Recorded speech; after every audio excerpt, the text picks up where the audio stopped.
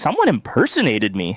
When I woke up this morning, I saw there was suddenly this new account called something like Pure as Death Poverty Alleviation. It wasn't me, seriously. How is their ability to pull this off so insane? How come I didn't even know I had a poverty alleviation account? Don't I always do my poverty alleviation by clearing accounts during my scheduled live streams every day?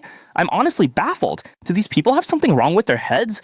Maybe lately you've all seen all kinds of these so-called poverty alleviation accounts popping up on different platforms, like one's called Brother Andrew's Poverty Alleviation Account or whatever.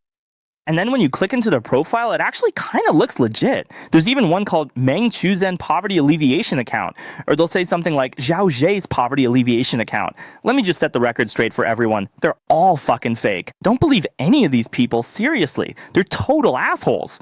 Originally, what they did was just take streamers from outside the platform and pretend they were their own so-called poverty alleviation accounts, taking advantage of fans who don't know where the real streamer is broadcasting, and then scamming those fans out of their money and property.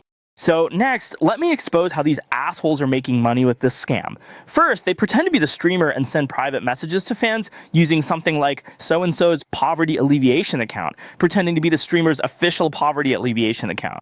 Then, they add fans through private messages, either on QQ or WeChat, and after adding them, they ask the fans for their account and password. Once they get the fan's game account and password, they turn these virtual assets into cash, either by renting them out to boosting clubs or to other people. That's why you often see these so-called cheap account rentals online.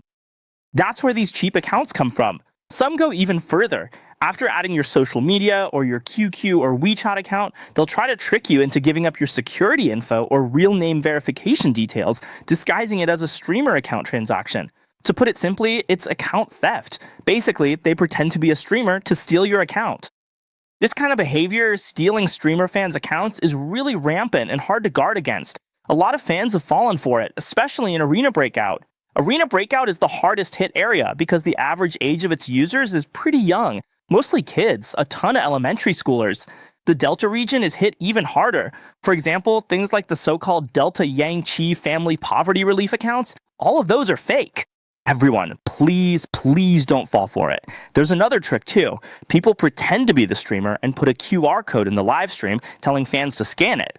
But what really happens is, once a fan scans the code and logs in, there's a high chance all the assets in their account will get wiped out, and they might even risk getting their account banned.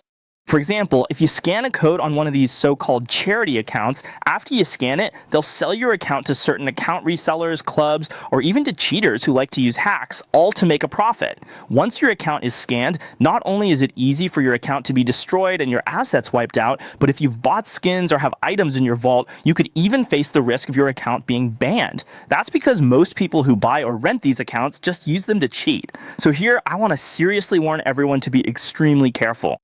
Don't trust any so-called charity accounts, and don't scan any so-called charity codes. Any account with a charity suffix is a scam.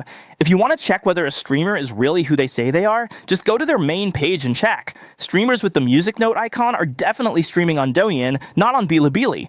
Bilibili streamers will stream and scan codes directly on Bilibili, not use any so-called charity accounts, because for streamers, doing that would only add to their workload and it's completely pointless. Lastly, I hope this platform will step up its monitoring, and I hope more fans become aware of these scams. If you can, please give this video a like, comment, and share. Let's help prevent more ordinary people from falling for these scams. This is Shanxi, and I'll see you in the next video. Bye!